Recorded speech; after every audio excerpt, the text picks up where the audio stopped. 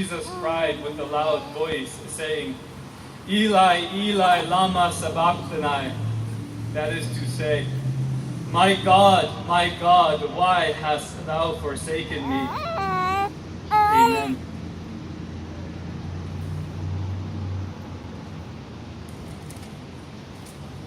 Why now must the Son of God cry? Such a terrible cry. Why must him who sat even at the right hand of his Father in heaven now come to such a place that as he hangs upon that horrible sin-cursed cross, that the very same God who smiled upon him and who had begotten him from all eternity has now utterly forsaken him and turned his back? What great crime has Jesus done? What kind of terrible thing has Jesus done here on this earth that God would forsake him?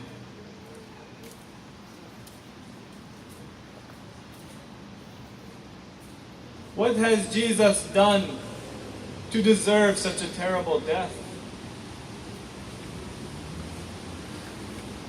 I don't know if you all here have read, but if you read about this Jesus and his life, I don't think you will be able to find one thing he did that was evil. I don't think you will be able to find one time that his hands struck somebody in an anger that wasn't righteous. I don't think you will be able to find one time that curse words came out of his mouth. I don't think you will be able to find one time that this Jesus did anything but to help, heal, to cure, to love. And yet then why does he now hang upon a cross? Why does Jesus now have to cry such a terrible cry? Do any of you here know what it is to cry such a cry? That my God, why hast thou forsaken me?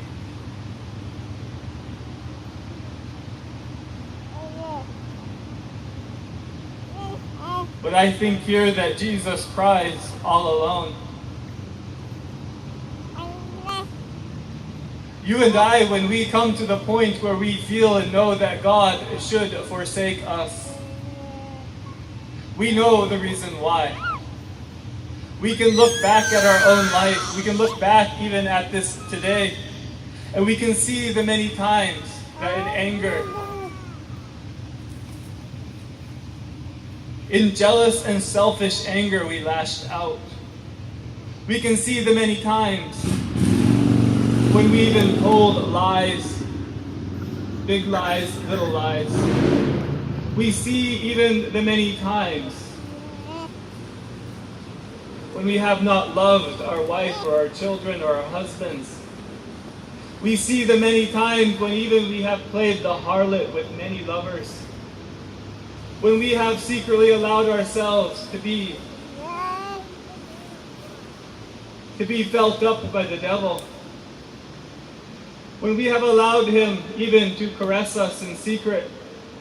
We have let those secret sins, whether they be things that we see with our eyes, things that we have watched, maybe even on our phones, women that we have looked at and lusted over secretly. We see these things and we know them. We see the pride that wells up within us when a preacher begins to preach a word that bothers us and we become angry. And we say, what kind of word is this to bother me? And if we have been at all awakened, we immediately see what it is, and we again groan, why? But we know why, because we are a sinner. Have you ever examined yourself in the light of God's Word and been found a sinner? Have you ever examined your heart to see whether or not you should be forsaken by this Lord our God. We know that God will indeed forsake all evil ones. That we know, we read in the Psalms that God does not countenance the wicked.